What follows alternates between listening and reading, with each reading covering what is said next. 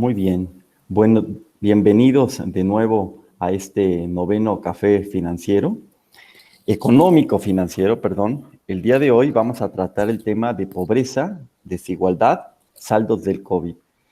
Eh, Como se va a distribuir el café del día de hoy, primero Nora, si no estoy equivocado, tú nos vas a hablar de desigualdad. Sí.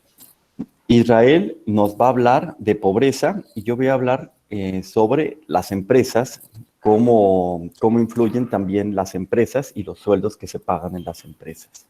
Pues muy bien, sin más preámbulo, pues dejamos los micrófonos a Nora. Muchas gracias, Nora. Buenos días. Muchas gracias. Bienvenidos a todos. Muy amables por estar aquí. Y pues vamos a comenzar explicando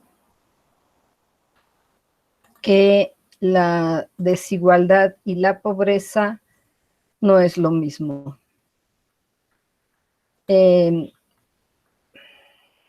La pobreza es básicamente carencia de recursos y carencia de acceso a oportunidades, mientras que la desigualdad establece cómo se distribuyen los ingresos, la riqueza, los recursos, las oportunidades, la justicia, y está íntimamente relacionada con la movilidad social.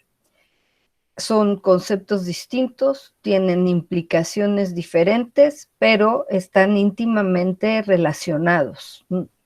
La pobreza aumenta con la desigualdad. Los efectos esperados en desigualdad, de acuerdo con el Fondo Monetario Internacional, son aumentar. En un estudio que el fondo hizo sobre pandemias, estableció que las pandemias incrementan la desigualdad como resultado de las pérdidas de empleo, la disminución de remesas, los daños prolongados en los medios de subsistencia, el grado de informalidad de las personas y los que son ocupados por cuenta propia, obviamente la falta de acceso a seguridad social, pero el problema es que el efecto de las pandemias es acumulativo y al ser acumulativo se convierte en un problema estructural difícil de eliminar. Aquí en esta gráfica nosotros podemos ver cómo va ampliando la brecha de la desigualdad conforme van pasando años después de haber vivido un momento de pandemia. Y al quinto año, la brecha de desigualdad que se mide a través del índice de Gini, y aquí se mide como el cambio porcentual en el índice de Gini, se va aumentando y acumulando. ¿Qué cambios impactarán en la desigualdad? La polarización de ingresos, de la que de alguna manera Carlos nos va a hablar más adelante. Obviamente los trabajadores más vulnerables siempre están en la economía informal o en el sector informal. Hay que recordar que el sector informal son aquellos trabajadores que trabajan dentro de una empresa formal, pero que no están registrados en el Seguro Social, y si lo están, no están registrados con el sueldo que realmente ganan.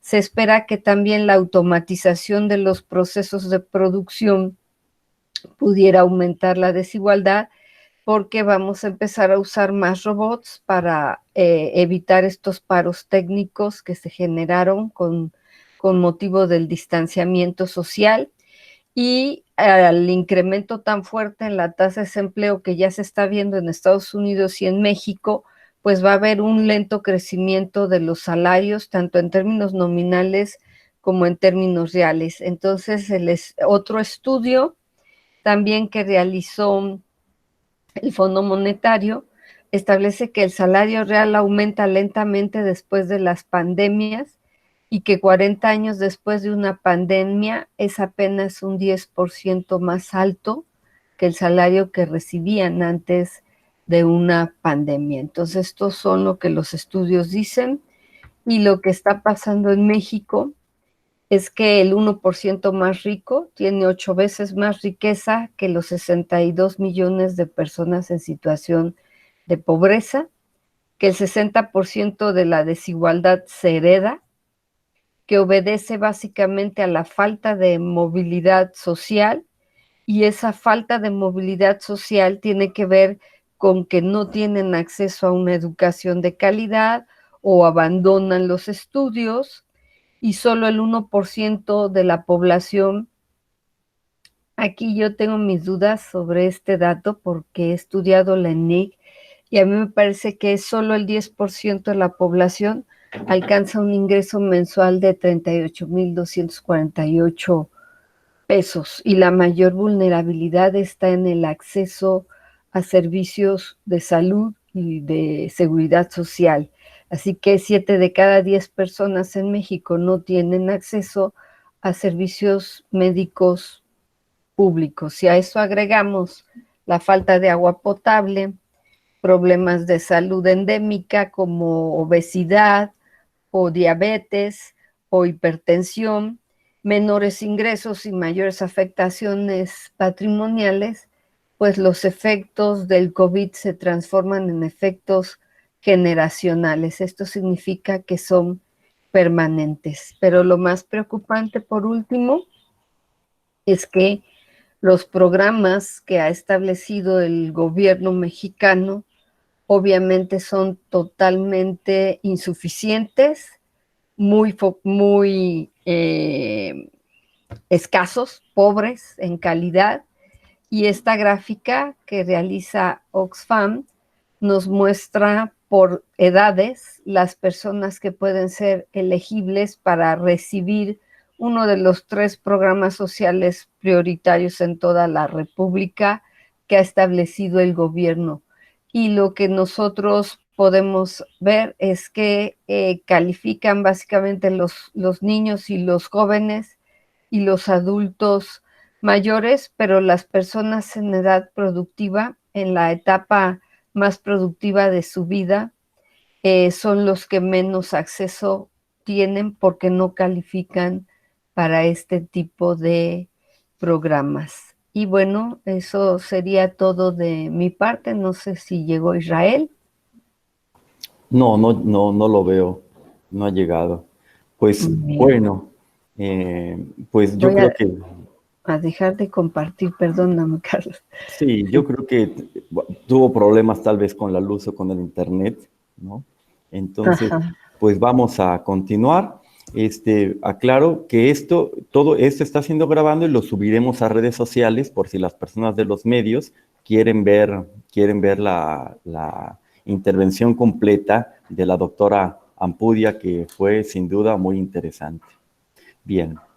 Pues si me permites, Nora, si me permiten, voy a continuar y voy a presentar algunos datos, pero antes, como precisamente a mí el tema que más me interesa sobre todo esto es sobre las empresas, pues valdría la pena primero hacer esta reflexión que voy a hacer, me interesa mucho. ¿Se ve, Nora? Nada más quería preguntar esto, si Sí, se se ve ve. muy bien, sí, Bien. Carlos. Yo quisiera que antes de mostrar 2 gráficas con datos que saqué de varias fuentes de los sueldos, que es muy posible que se paguen esto en las empresas, porque las empresas son muy celosas con respecto a los sueldos que se pagan, yo quisiera que reflexionáramos y nos quedáramos como esto. El papel de quien gobierna la empresa es velar por lo que es común. ¿Qué es lo común? Tiene que haber eficiencia. Si no hay eficiencia, no hay riqueza.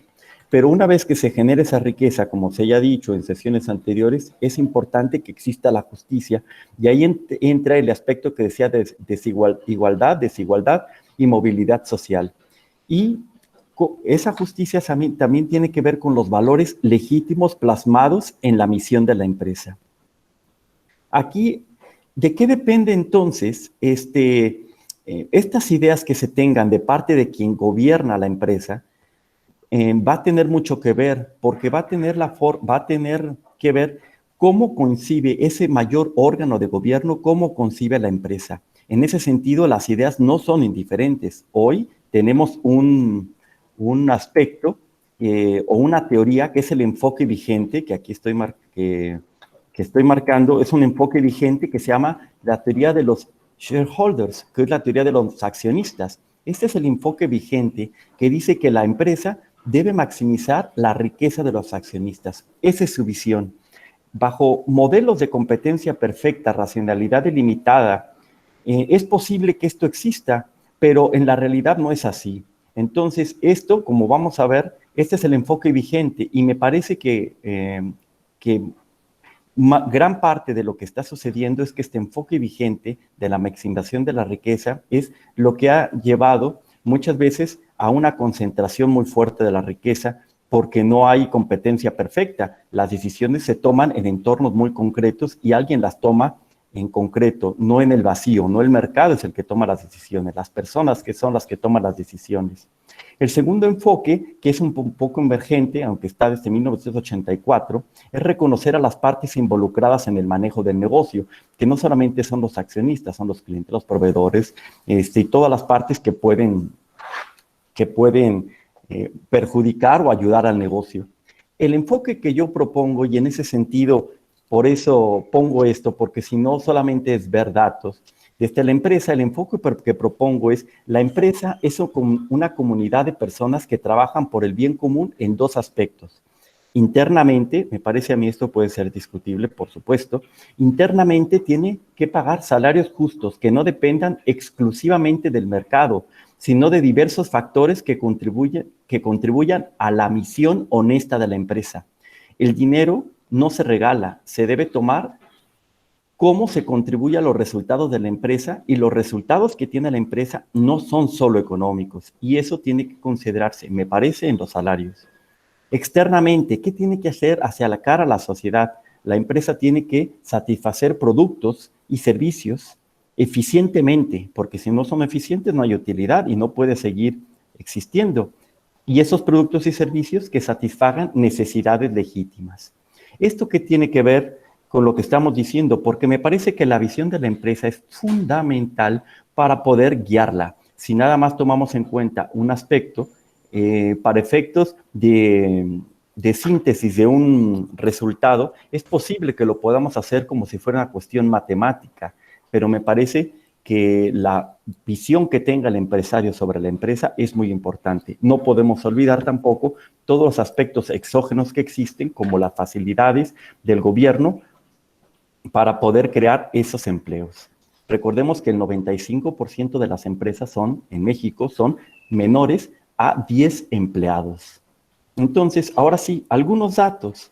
Y con esto quiero hacer ver, aquí hay una muestra que saqué, elaboración propia con base a diferentes estadísticas de la industria.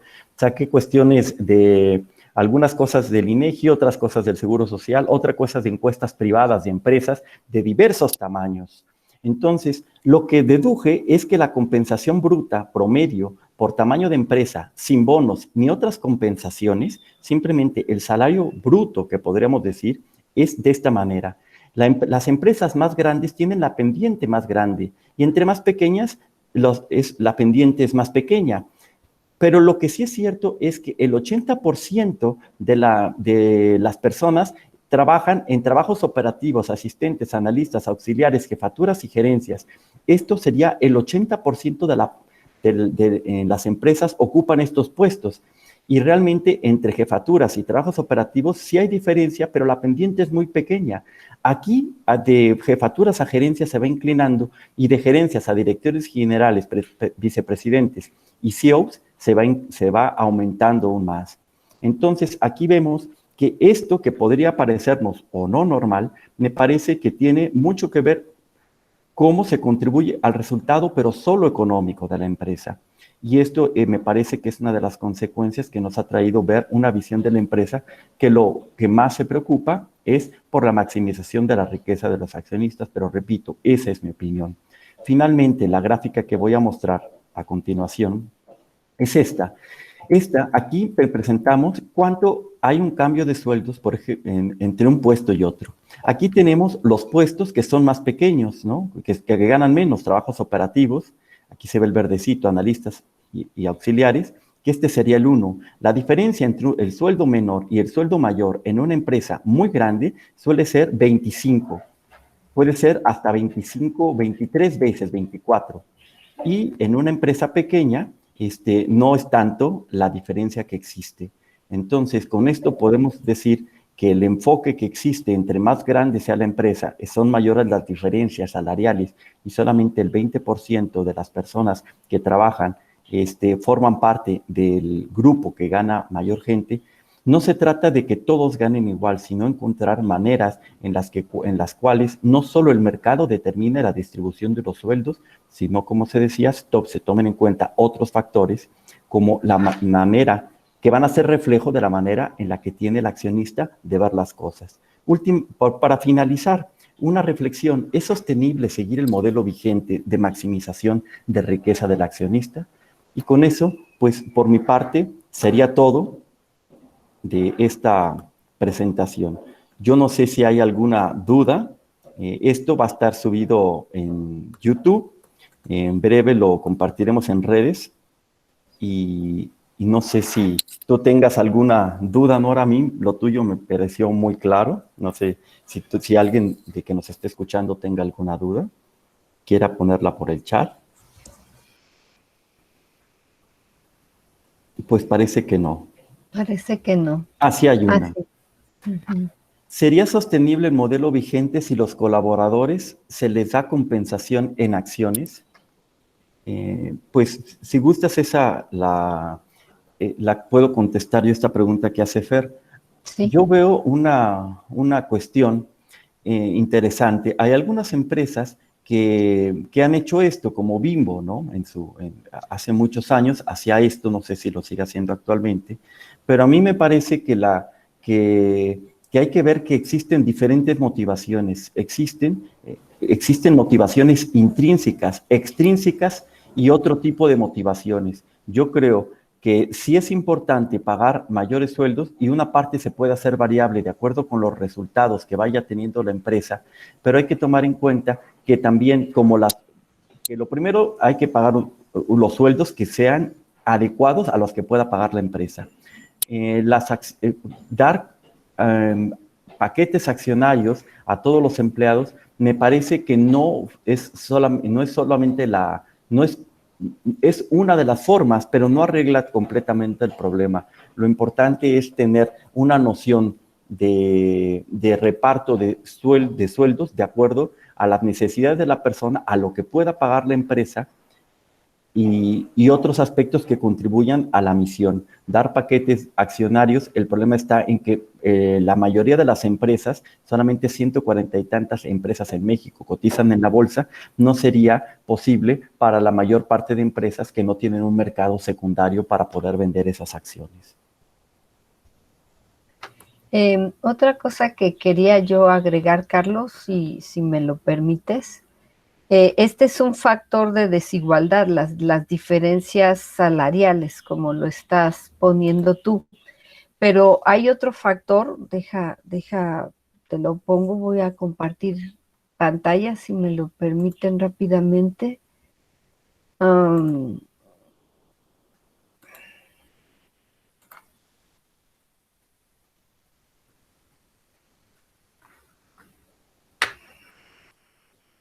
Hay otro factor que tiene que ver con la herencia de alguna manera, ¿no?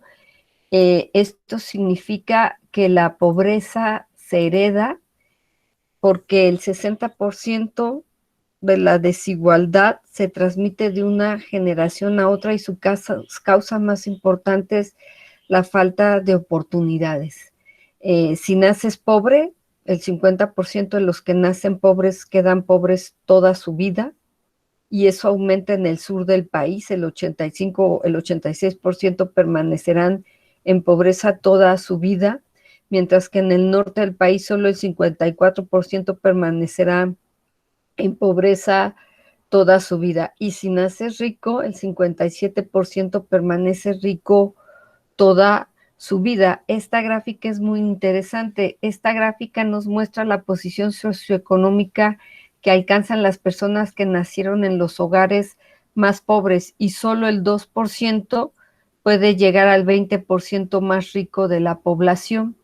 Entonces hay muy escasa movilidad social y al revés, de los ricos, solo el 2% puede llegar a ser parte del 20% más pobre de la población. Y la pregunta sería, Carlos, ¿qué tiene que ver esto con lo que tú estás diciendo? Y creo yo que este modelo de los accionistas y de maximizar el valor de los accionistas también tiene mucho que ver en el sentido de los niveles educativos que pueden alcanzar, ¿no? Quienes tienen los puestos más bajos son las personas que tienen un menor nivel educativo, menor capacitación, y quienes tienen los puestos más altos son personas que no solo tienen un nivel educativo más alto, sino que además estudiaron en instituciones privadas costosas, ¿no? Y me parece que eso tiene también mucho que ver. Muy bien, Nora. Nos hace una pregunta, Román Ortega, me parece que es del Occidental. ¿Tendrá datos en qué porcentaje aumentó la pobreza en Jalisco a causa de la pandemia? ¿O número Bueno, de personas que cayeron en pobreza en municipios? no, esos datos los tiene Israel, era la parte que a él le correspondía y no preparé entonces nada sobre pobreza, solo sobre desigualdad. No tengo a la mano. Muy bien, muchas gracias, Nora. Nos preguntan también, Alejandra, ¿en qué medida se incrementa la pobreza en la contingencia? Que es una, que yo creo que esta sí la puedes responder tú de una manera, aunque sea teórica, porque me parece que ya hemos hablado de esto en cafés anteriores. Sí, bueno, la OCDE, el Banco Mundial han estimado un aumento a nivel mundial de la pobreza de 90 millones. Y si mal no recuerdo, para el caso de México, de 9 millones más en pobreza, pero hay quien argumenta que aumentará entre un 10 y un 15% la pobreza después del COVID. Muy bien, pues bueno, son las preguntas que tenemos. Luciana pregunta, ¿se compararon los datos de México con otros países más desarrollados? ¿Se fue así? No, solamente comparé una muestra de empresas mexicanas para poder sacar estas pendientes y estas diferencias de sueldos, ¿no? Eh, la metodología fue propia, y no nada más son aquí de México, no los comparé con otros países. Si comparáramos contra otros países, el salario por hora es mucho más alto, pues en otros países más desarrollados que aquí en México. Muy bien, Alejandra, una pregunta, ¿qué va a significar ese incremento en la pobreza, en la desigualdad? Bueno, como dijimos, son dos cosas distintas, pero sin embargo, cuando aumenta la magnitud de la pobreza, el número de pobres, se refleja en un incremento de la desigualdad siempre. Pues muy bien, Nora, pues muy interesante. Podríamos hablar mucho más de esto porque es un tema bastante interesante. Finalmente, las empresas de Jalisco, nos pregunta, con esta pregunta cerramos, las empresas en Jalisco, ¿qué tan bien o mal pagan respecto a otros estados?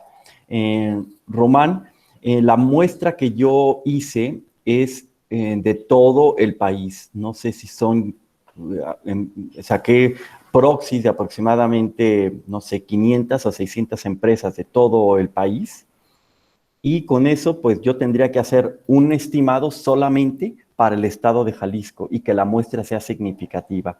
Yo lo que mostré aquí son los promedios.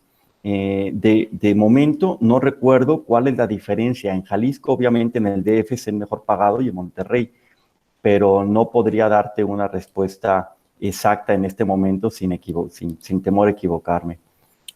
Pues Tengo yo creo que algunos datos, la sí, Nora. diferencia salarial entre Ciudad de México y Jalisco es aproximadamente, en promedio, porque cambia con los sectores económicos, es de un 30% menos en Jalisco Muy con bien. respecto a Ciudad de México.